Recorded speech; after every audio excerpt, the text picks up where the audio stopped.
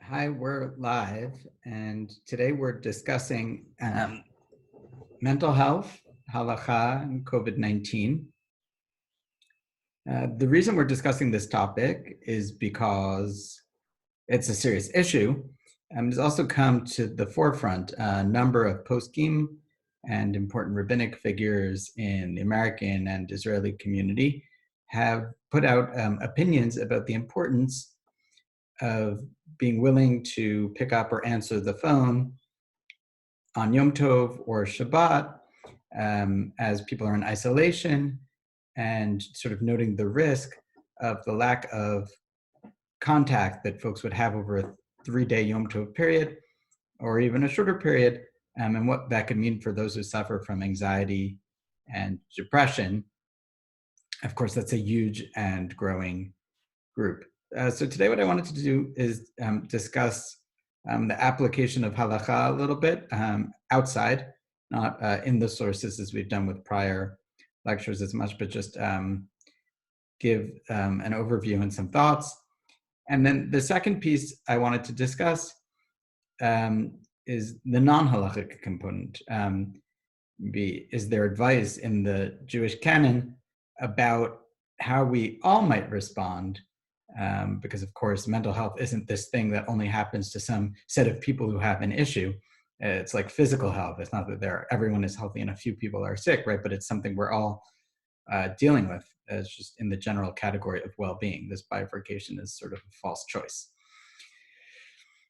So to start, it's great and wonderful to see poskim being willing to say publicly what they and others have been willing to say privately for a long time, right? Which is that for folks who suffer from anxiety and depression, it's certainly sometimes safek pikuach nefesh, right? You never know when, but unfortunately there are people who engage in attempts on their lives, and suicide is a rising phenomenon at this point in human history, but it's always something present and a risk.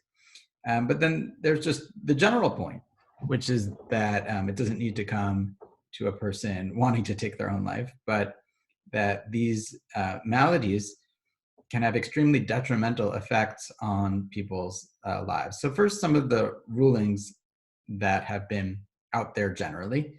Rabbi Willig mentioned that people should be listening to their answering machines, or if it's cell phones, I suppose that people are willing, should be able to answer their cell phone for someone in need over the 3-day Yom Tov in isolation, or generally someone suffering from anxiety and depression. Rav Schachter is sort of quoted as he always has, often has, the teaching of Rav Chaim that he's not mekel on Shabbos, but machmir on pikuach nefesh. He's not lenient with regards to the laws of the Sabbath, but he's stringent with regard to the laws of saving life. And in general, for a chole she'ein bo sakana, the general principle has always been for someone who's ill, seriously ill, even if it's unlikely to cause a risk to their life.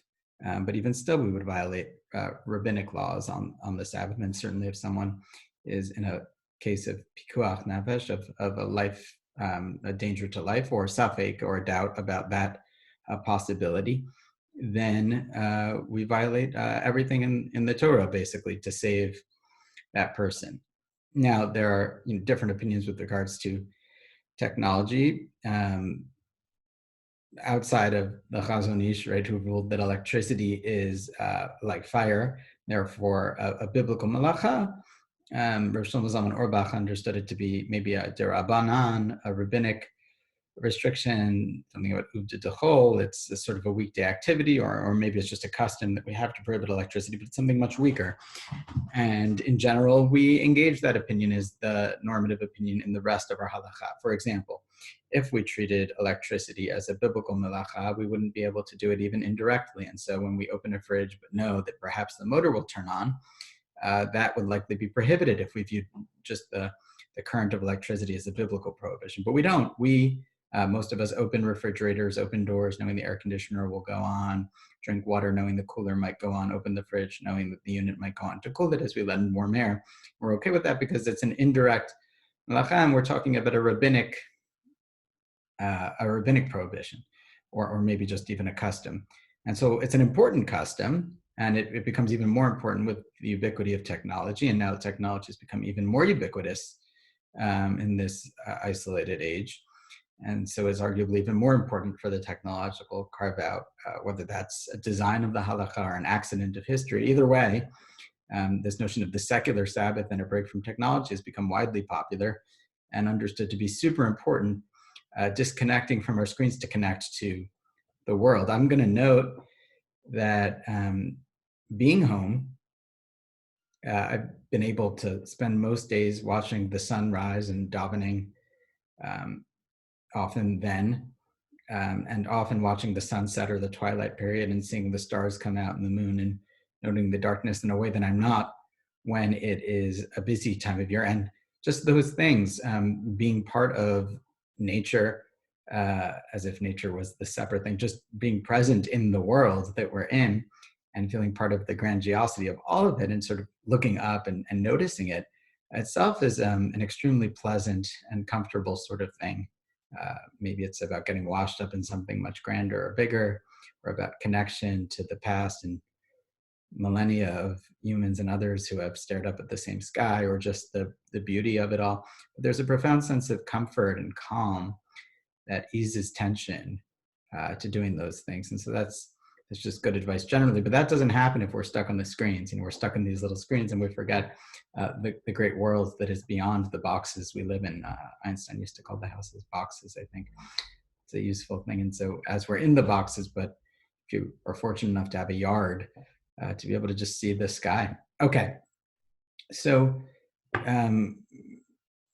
we have these concerns, and I think it's important to understand that the concerns aren't solved just by a phone call on Yom Tov, which is almost certainly permissible even for a cholesh she'ein bo sakana, someone who isn't in fear of losing their life. That it's right to be able to speak with that person if they're in a state of strong anxiety or depression.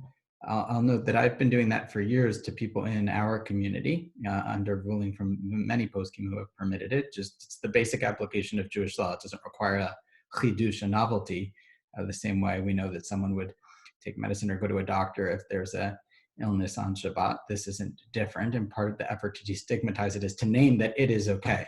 And even though it isn't a condition that is treated in the same way, you don't get a chest x-ray to determine that you're suffering from depression, but it is just as an important, if not a more limiting feature of health and well-being.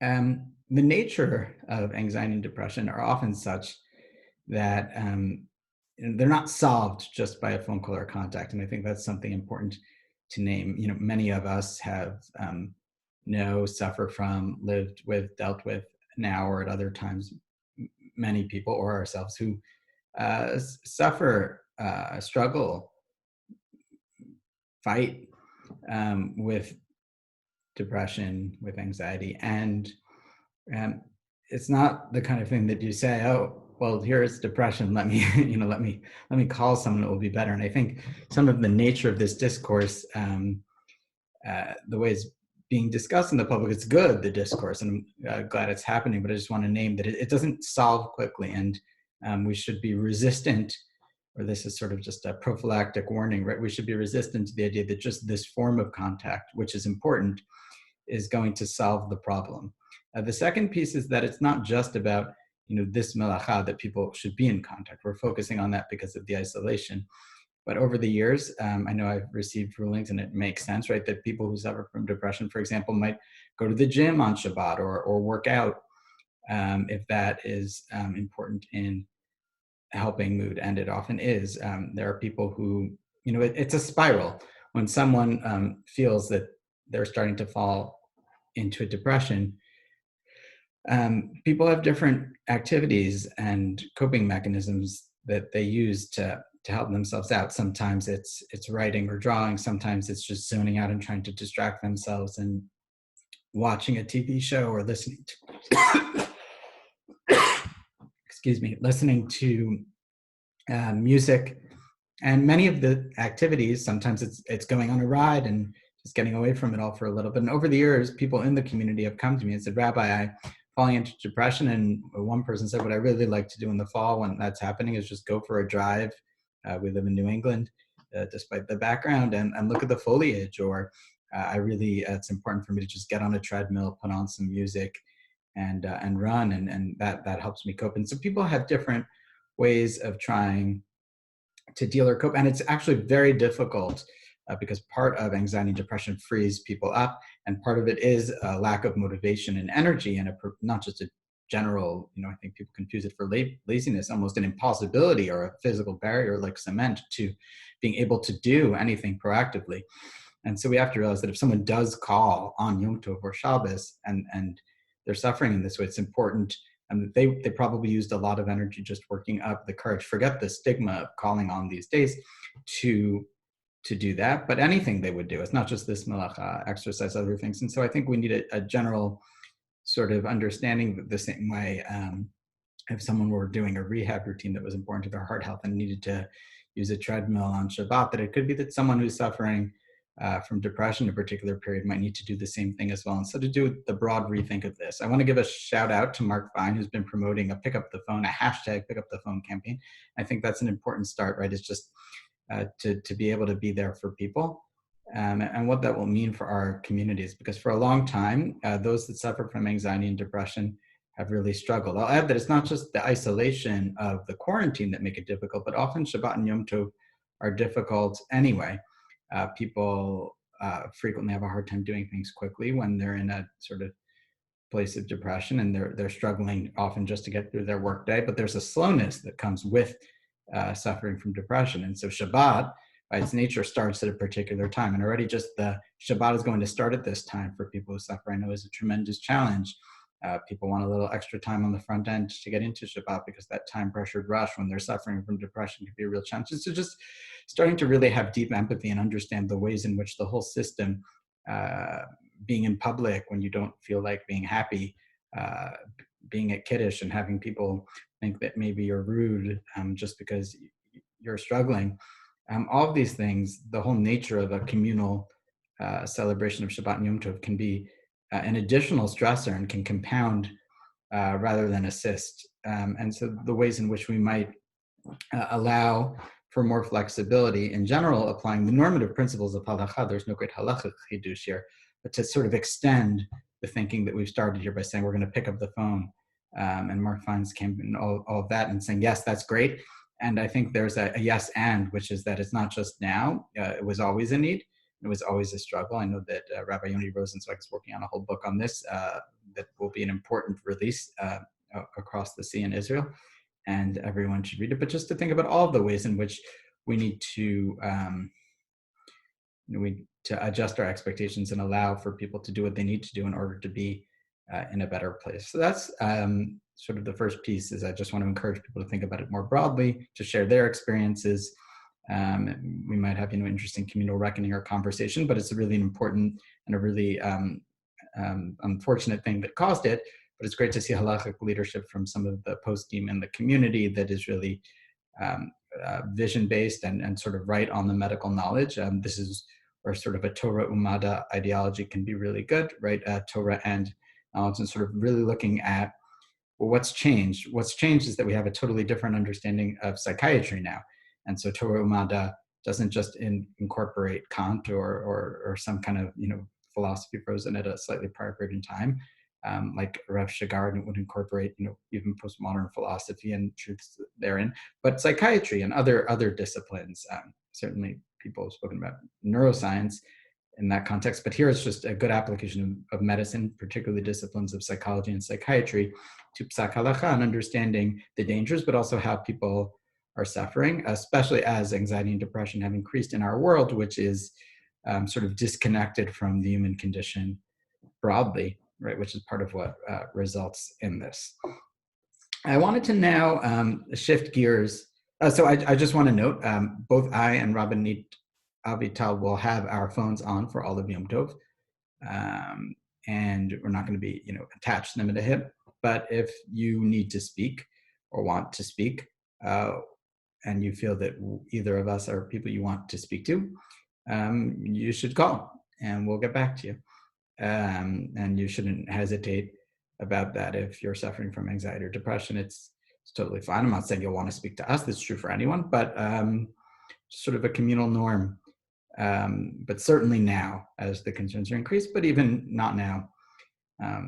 Okay, another thing, wanted to share a teaching of Rabbi Nachman of Breslov, because, as people know, Rabbi Eric Green wrote the biography Tormented Master, but Rabbi Nachman likely suffered from depression, and people have critiqued that and said, well, how do we know? And you can't diagnose depression from the past. But with the historical evidence we have and his description of what he terms marash chora, a dark bitterness in his writing, those that suffer from depression recognize that Rabbi Nachman understood the darkest corners of depression all too well. And you don't get there without going there.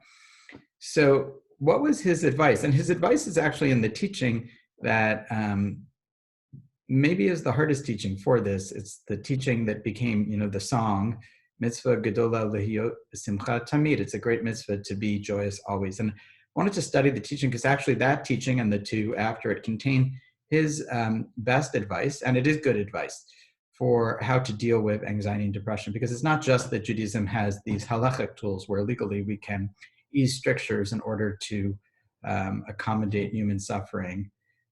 That's one tool the Jewish box has, but it would be too narrow to look at Judaism as just a set of legal rules without appreciating that it has powerful insight in its canon into the human psyche and ways in which we might improve our lives spiritually, religiously, physically, mentally, as well. And so it's not just that we can ease restrictions to not cause more harm and sort of do less harm.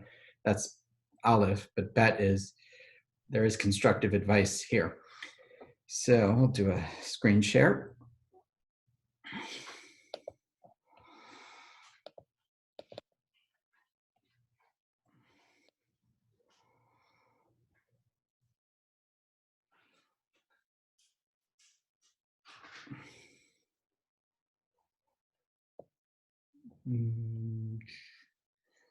So we're looking for the 24th teaching.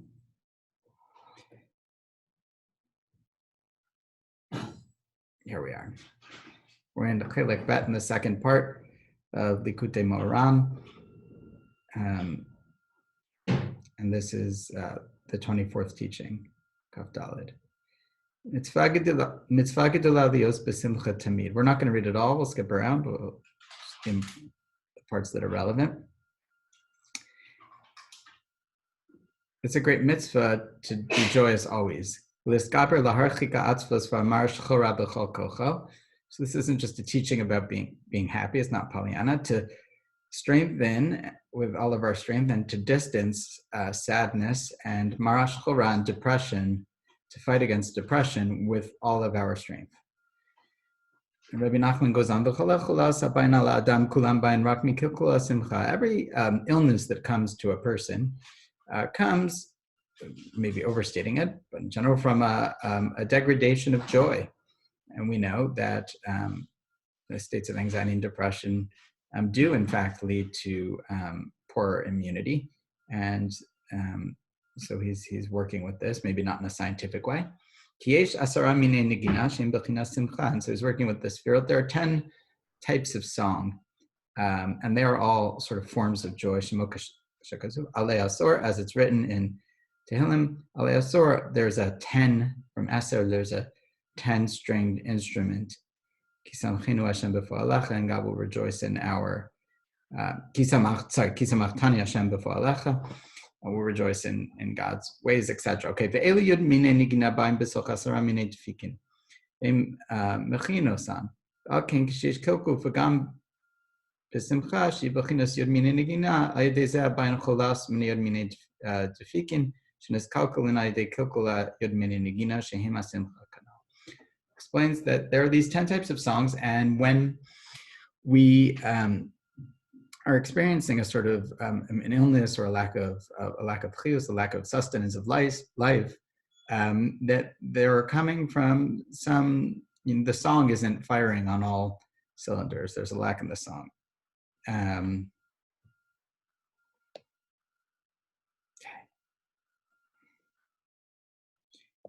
This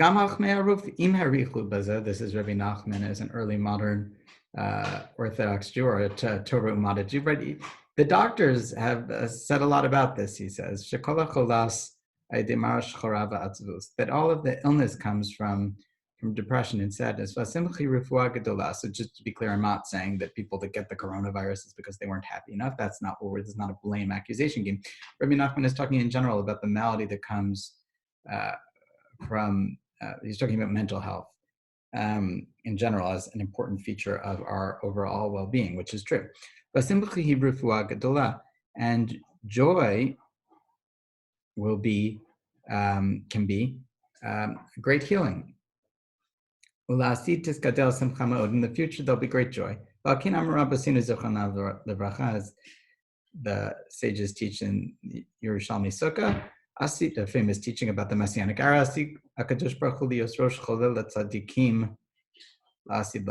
that you'll have God as the Rosh Cholah, that he'll be the head of the sort of hospital ward. How does he do that? He makes a circle, relating here the notion of cholah, of sick, and machol, of circle. It's an interesting idea to relate these two ideas. So God will sort of lead in this dance, and part of the circle, of course, is that everyone can see each other. There's an interactivity to it, and there's an equal distance from God, but there's not a sort of competitive lack, a spiritual inequality.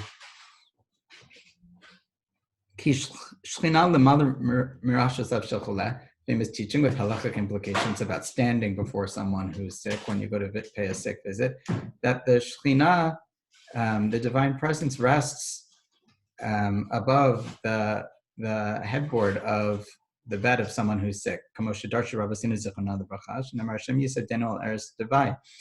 Says that Hashem will sustain us above the couch or the bed of pain. As a source for this idea, but the general idea that when we suffer, which is a human experience that everyone experiences, and Buddhists have a lot to say about this, obviously, but Jews do as well. It's not just a Buddhist thing. That there's presence there, that God is present with us, not just in joy, but in the suffering. Because, right, someone who's sick, they lose a little bit of their energy, and there's a sort of humility that comes with that, and God steps in to fill the void. So the person is more solely relying on something more basic. Okay, is talking kol hacholas, and so in the future, through this joy, this sort of deep, profound well-being, all of the illness will become fixed, improved, healed. God will be a sort of healer. So that's the first piece of this idea. So just to summarize the first part of this teaching, I would say, and to amend it slightly, that marash chorah, depression, anxiety, these things are not unrelated to our health in general. They're part of immunity, they're part of our spiritual health, and they're part of our overall well-being, and that God has this special role as supporter of those who are sick, and helps us to sort of sing the song of life on all of its levels, to get it going on the 10 levels of song, to fully engage our personalities spiritually, so that we're sort of vibrating. I almost think about string theory and this notion of vibrating strings, and this is Rabbi Nachman's string theory, right? Are we fully going? Are we fully vibrating on all 10 of our spiritual levels? It goes on to give more practical advice. I know that was pretty theoretical. So this is what's hard. You have to work hard with all of your strength to be happy always. Now, it's interesting. People quote this, and that seems like a bad idea. Isn't there not a time for sadness as well? Is this not fake to be only happy? There's great pain out there. People are dying. People are losing jobs. People are suffering. Why to be only happy? It's not an accurate reflection of the world. But Rabbi Nachman presumes that there's enough sadness and depression, and that's not something we need to cultivate more of. So it's not that if someone isn't always happy that there's something wrong with them. It's the opposite, that of course there's plenty of sadness and depression, and that's the given state of nature.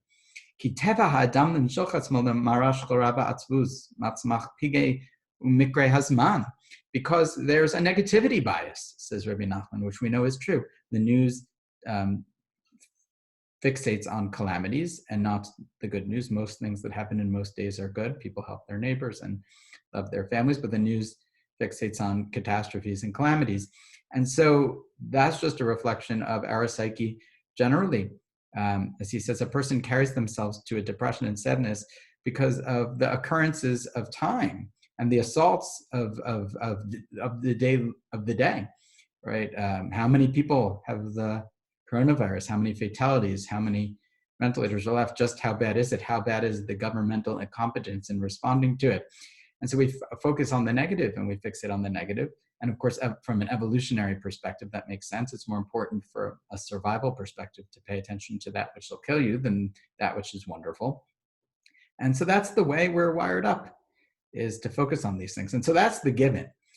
So it's not that Rabbi Nachman's ignoring those things, but that's the nature of a person already. So we don't need to cultivate negativity. We need to cultivate joy. Everyone, it's not just some people suffer more, but there's an existential condition that everyone, the existential condition is that everyone focuses on temporary impermanences and pains, but suffering is universal. And so that's an existential condition of unfulfillment. So a person is always engaged in this sort of war to be happy when there's always negative things which would draw them otherwise. And now there's a universal global negativity, which is affecting all of us in a profound way. And so it's even more. If this was always true, it's more true now. And it has become more true because of the internet, but now it's on hyperspeed. So the first piece of practical advice then is use anything you can in fighting depression. So Rabbi Nachman says, even things that are stupid. I like to think about cookies, but it doesn't matter what it is, right? Maybe it's not cookies. But Rabbi Nachman is saying find simple pleasures, even if they're not deeply enlightened, right? It doesn't have to be the Zen drawing book or the mindfulness meditation app. Of course, are hard to use when you're in a period. Even simple pleasures that cause joy in life. That's the first piece of advice. So he now notes, right? He's dealing with this issue.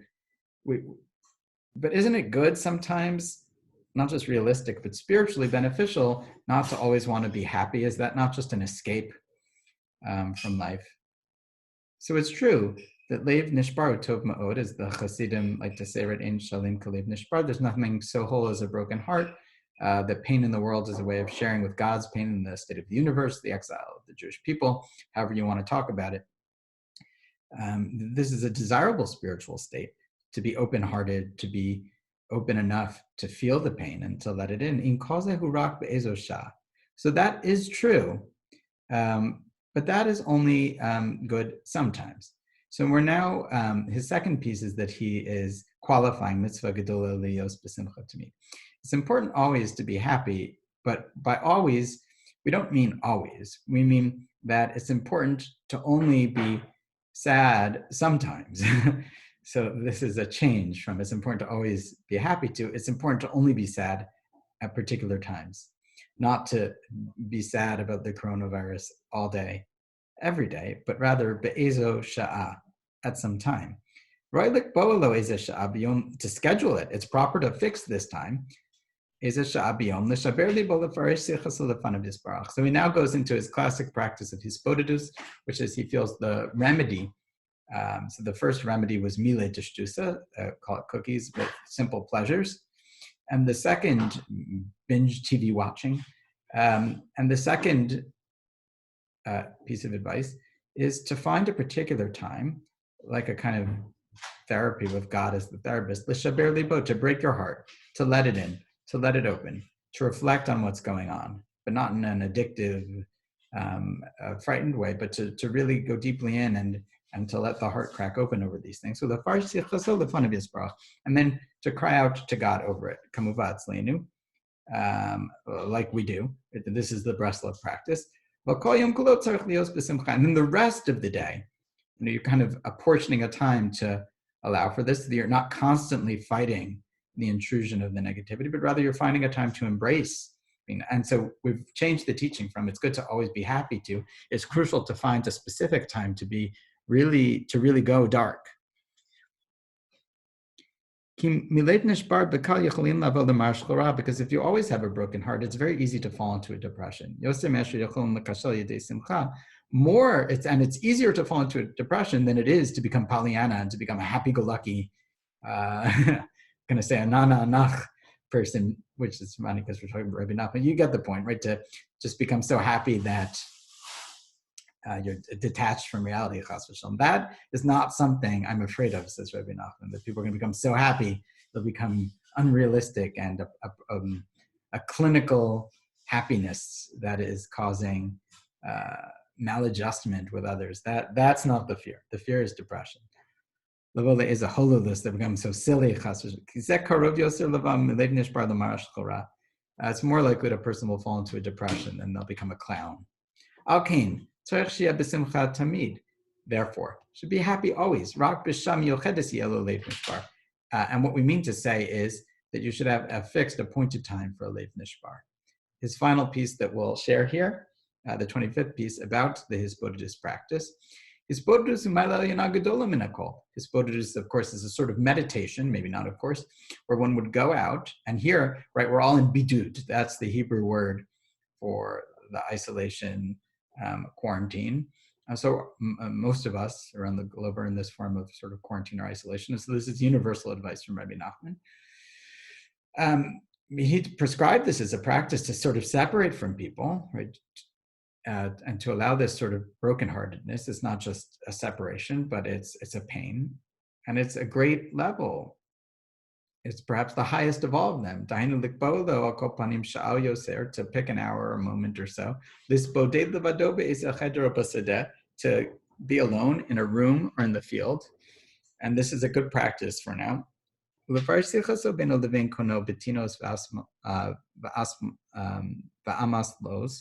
Right, and to pour out your heart between you and your maker, in a way that's not angrily, but in a way that's pleasant and appeasing.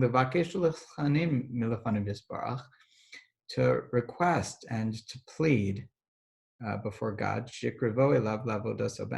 you can come to Him in truth, or to ask God how it is that we're supposed to deal with these things. I would say that Yishai Ribo's music video, Keter Melucha, is almost a musical video attempt at Hisbodedus, right? It's a sort of tchina, bakasha, in the form of a music video there, about what does it mean to serve God in these times. But certainly what it means is to recognize at this point, and always from every what we call figeu mikre azman, the sense of interconnectivity. It should be in the vernacular. You shouldn't try and do this in a language you don't speak, because it has to be from the heart. Tainu for him, Bilshon Ashkenaz, so it should be in Yiddish for them. But for Americans, it should be in English. Because it's difficult, even for Rabbi Nachman, to really do this properly in Hebrew. So it's in Yiddish. But the heart has to be in the words. It can't be an exercise in trying to phrase a language you're not familiar with. They're not familiar with the language. It's already hard enough to speak to God. Don't make it a language challenge. Because we don't speak right there in Uman in Hebrew. They speak in Yiddish. So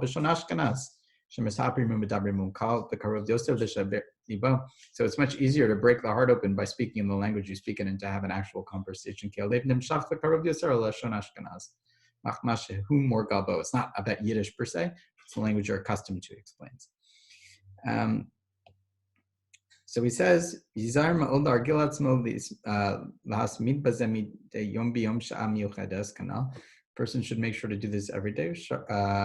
Ushayom yeh b'simcha kanal. And then the rest of the day can be happy. V'hanagazo hi gedol l'mayla me'od.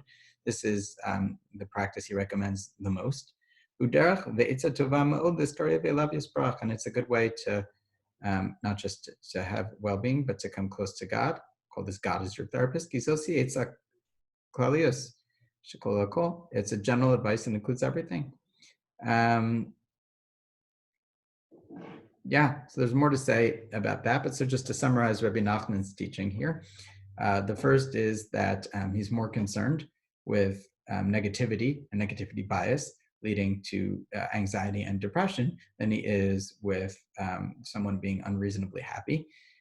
The second piece is that someone should do anything they can to assist with that, even if it's silly or insignificant things, what he calls milei tishdusa. The third piece of this teaching is that a person can't be happy by living in a fake world. We have to face up to the challenges. And I think sometimes when we speak about anxiety and depression, it's something to solve. And even now in the halachic discourse, we talk about it as a danger. We ignore the root underlying, right? There are chemical underpinnings and things like that, of course, but there's a general sort of cause of the anxiety and depression that people experience. That's true before the coronavirus, and it's certainly true now. But there are always other features, and there are new ones like a climate catastrophe looming. But now there's an immediate one, right, which is the coronavirus. And so these, they're not causeless. And so Rabbi Nachman says the realistic way to be happy and to be joyful, to be singing in life is not to ignore these things, but to find time to dive deep in them every day alone. It's hard to do it with others. There's judgment and there's embarrassment, but to find time alone and to speak to God about it, and for a person to pour out their heart and figure out how they're going to do, and to really own it. So in this teaching, turning towards suffering is actually the path for happiness. And then the rest of the day, that's been taken care of. And it's like people who, it's not me, but there are people I know who exercise first thing in the morning and it's done. So Rabbi Nachman is saying, you should find a time every day and make sure it's a fixed scheduled time to do this breaking of the heart. So I hope we'll conclude this teaching now on mental health in Judaism. Part A was a discussion broadly of the halacha that's developing, which is good and welcome, that Shabbos and Yom Tov, especially in this isolated period, especially with the extra mental health concerns, are causing spikes in anxiety and depression. And we should welcome that and understand that the halacha adjusts to that to ease up on it, both with an easing of restrictions on technology. My point that it's not just about technology. There are many other things people suffer from anxiety and depression might want to do on Shabbat or Yom Tov to ease the fight, and we need to discuss those things. And then Rabbi Nachman's sort of counterpoint to that, which is that depression and anxiety are not just things you fix and symptoms you treat, but rather a reflection of the actual bad things going on in the world that contribute to them. And there are chemical components and psychiatric components, sure, but there are actual causes here of what's going on for people, which is why we're seeing an increase. The social isolation makes it harder. And one of the practices he recommends is in fact an isolated practice named for its isolation, but really facing up to this experience that we share together of being alone and in pain, and to cry out to God and to sort of connect to the Creator in that way. And so I offer that as a rounded teaching that may be of use this Passover and always on Judaism and depression.